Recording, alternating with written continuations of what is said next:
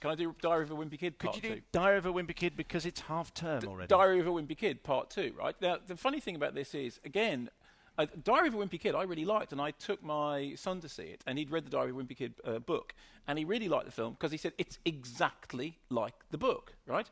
So in the second one, Diary of a Wimpy Kid, Rodrick rules. The story is that we have the same the young kid, and he's dealing with various issues. One of them is that he's fallen in love with a young girl in class. Another one is that his brother Rodrick is continuing to be horrible to him. His parents are desperate for him and his brother to get on with each other, but his whole life is overshadowed. That wherever he goes, the spectre of his brother looms large. Here's a clip. This is my seat. No, it's not. I was here first. It's mine. Let go. You know I'm stronger than you, Greg Heffley. Don't make me beat you up again. Let's get something straight. I was sick that day and I had something in my eye. Well, I've never had students so eager to start the school year. What's going on? This is my seat. Okay, let's start again. What are your names?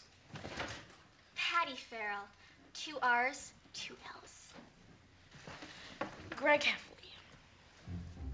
Greg Heffley. Would you be related to Rodrick Heffley?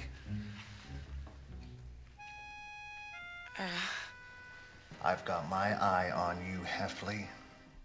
The thing about this is, it's actually, I think it was a really funny, charming kids' film. And the screening that I saw it in was full of critics who were, about my age, 58, all of whom I think went in not expecting to laugh very much. And what was really noticeable was just how much they all did laugh. And there's a number of reasons for it. Firstly, again, it's a film made with a slightly old-fashioned feel to it. It's directed by Dave Bowers, who worked on directed Flushed Away. And it has this sort of sense that it's done, although it's a live action film, it clearly has an animator's feel behind it. I mean, there are things at the very beginning which the characters are introduced with the cartoon drawings of them from the book, and then those are interspersed over the characters themselves, and it seems to have the same affection for the source that the original one had. It also has a couple of really lovely performances, not least from Steve Zahn, who plays the dad, who's actually a very, very funny comic actor. He's done a range of stuff in the past, some of which is great, some of which isn't so great. But he plays the dad who's rather uptight. And there's one wonderful scene in which the kids have been messing around with, he's got these little figures. And he says, they're not toys, they're figurines. And it's really, really sort of well observed. And some of the comedy is very broad. The story is that Rodrick wants to go to play in the local talent competition because he's in this terrible band called Loaded Diaper, or they spelled Loaded Dipper because he can't spell.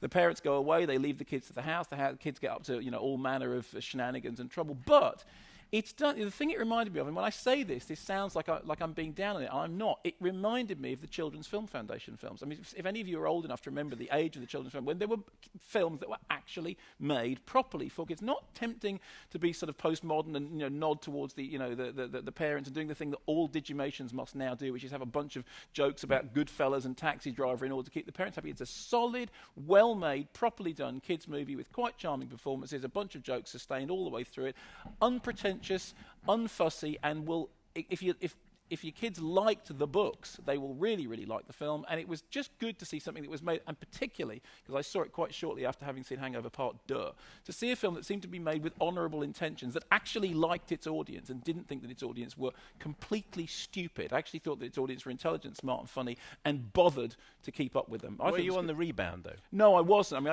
mean, you'd have just loved anything, wouldn't you, after that? Well, I mean, that's why I did say after that, but genuinely, I